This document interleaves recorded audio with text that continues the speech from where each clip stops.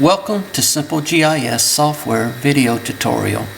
Today we'll be discussing creating an image database in our Simple GIS Client application. To begin, we'll go ahead and launch our Simple GIS Client out. And currently we see that we have no project loaded, it's just an empty application. For the purposes of this demonstration, we'll go ahead and create a new project. And now we have a new empty project window. And we'll go ahead and add a new map data view document to this project.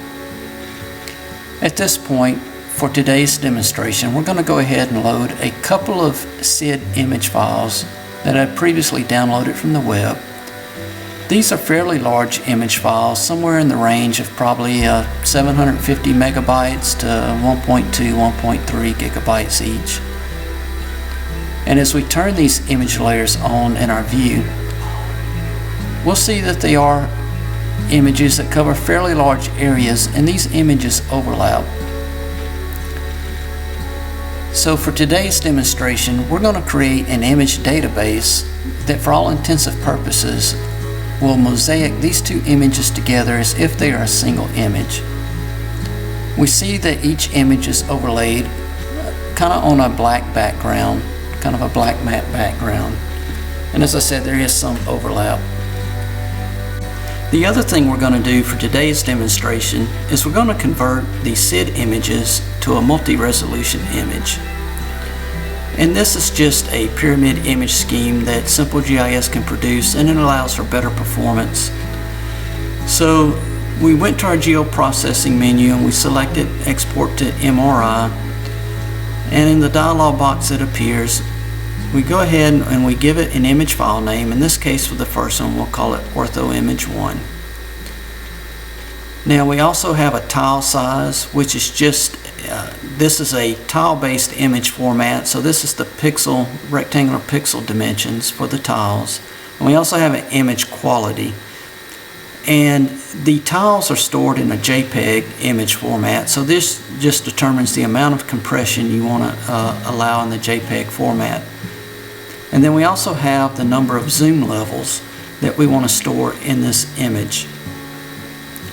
Now as we click apply, it will begin processing the active layer that we had selected to export. In this case, for images of this size, this operation can take a little while to complete. Depending upon your machine and your processor speed, for images of this size, it may take 20 to 40 minutes in some cases to process the image and actually create the MRI file. So at this point, we'll let this run and then we'll come back here in just a minute. So now I've gone ahead and skipped ahead and I've processed both of these images and exported them to the MRI file format. So I'll go ahead and turn off the SID images, and I'm going to load the MRI images that I just created. And so as I do and I turn these images on, we see that it's pretty much a replica of the SID files. It's just that from an overall performance, from displaying and rendering, you just get a better performance in this MRI image format. So now we're ready to begin to create our image database, which is basically an image catalog. So we're going to go to our layer edit menu and we'll select new image DB layer. And as we do, we get a file dialog box and it's asking for a shapefile that we want to create. So we're going to go in the same folder where we have created our MRI images. And now we just need to give a file name for this shapefile, and I'll just call it the Ortho Image DB. And as I click save, we see that it's added a new Polygon layer to our view and our table of contents. So we'll go ahead and turn this layer on to make it visible. And we see that it's already in an editable state by this red X in the table of contents in its checkbox. So now to begin, what we're going to do is just basically take an image at a time. And so we'll turn off the image that we're not going to look at right away. So we'll go ahead and turn off one of the images, and right now so we have ortho image 1 visible. So we'll go back to our Polygon shapefile, make that the active layer, and we want to go to our edit drop down toolbox and we want to add a polygon feature. And I'm just going to draw a simple polygon kind of around the border of this image. And I'm not going to do this very precise for this demonstration. So I'm just going to rough in the outline of the image with this polygon. So basically I'm just tracing around and clicking on each vertex point that I'm wanting to add. And I see the rubber band showing me where my polygon is currently being drawn at.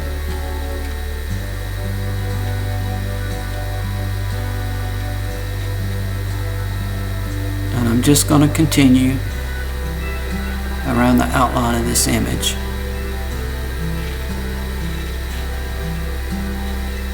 And now as I get to the end, I'll just double click to complete the polygon, and we now see the polygon appear over our image. So now all we need to do, we need to edit the attributes of this polygon to tell it what image it should reference. So I'm going to use the View Feature Data tool, and with my polygon layer active, I'll just click on the polygon and it'll bring up the feature attributes for that polygon. And I see that I have 3 fields in this shapefile. I have an image file name. In this case, the image that I've just drew this polygon over is called orthoimage1.mri. So that's the name I'll put for the image file name.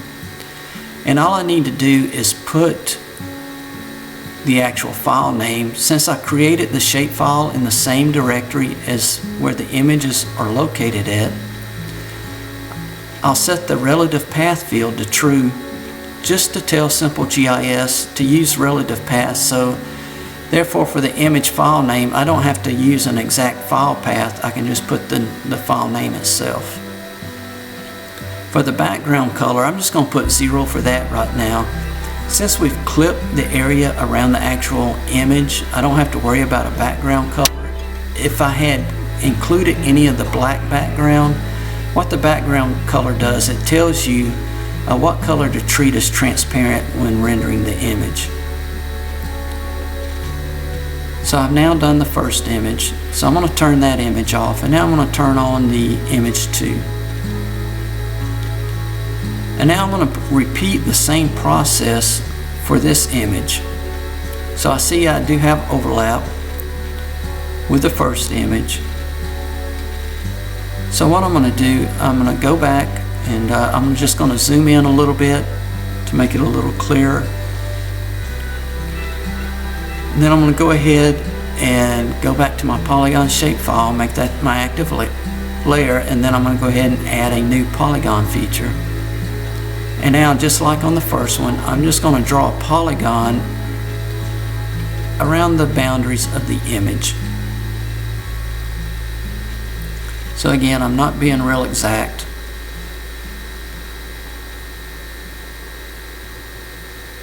And what I'm going to do in this case, I'm on the overlap region, I'm just going to go just a little ways over the boundary of the first polygon. I drew just to incorporate a little bit of overlap, and what this does is it'll just prevent any slivers when it renders the composite image, just by including a little bit of overlap. But I'm not going all the way down to the bottom of the image because it's much more overlap than what we need. So I'll go ahead and I'll complete this polygon, and again I'll go to my View Feature Data tool, and now I'll click on this new polygon I just added, and I'll go ahead and fill in the image file name for this. I'll just and double click in here, and I'll just type over this field the file name for this second image, which is the orthoimage2.mri file. I need to set my relative paths to true again, which just prevents me from having to enter an exact file path. And the other thing it allows you is if you copy your images and this shapefile to another folder at another date with the relative path set to true, everything will follow nicely. So I'm going to go ahead and toggle the editing off on my Polygon shapefile. And since this was a brand new shapefile, I'm going to go ahead and do a repair layer. And basically this just compresses the shapefile and sets its overall extents just to the composite extent of the two polygons I just built. So that's it. We have now created an image database file. And it's really just a shapefile acting as an image catalog. So I'm just going to turn all my layers off, and I'm going to go add a new layer now to my view. And in this case, now I'm going to go to the Image DB tab. So as I click on this tab, it's asking for a layer name, and I'll just give it a name, and this is the name is how it will appear in our table of contents and our map. So I'm just going to call it my Image DB, and I'll click on the Add Layer. And at this point I can set some properties such as the minimum visibility, maximum visibility. But the one thing I need to do is go to the Load IDB File button. And as I click that, I'll get a file dialog box, and I'll actually go and locate the shapefile that we had just created. And I'll select it and hit Open. And now I see under the File Name property at the top of my Image Properties box, it's now filled in with that shapefile. And so if I click Apply, I now see that it has added this image database to our map data view document. And I see that even though it's two separate images, for all appearances this is a single mosaic image. And I actually see that it has clipped the images by the polygon boundaries that we had built. So this really allows you to define the extents of the images and how you want them to appear, so you can clip and you can zoom in, pan around, and view this just as if it was a single image.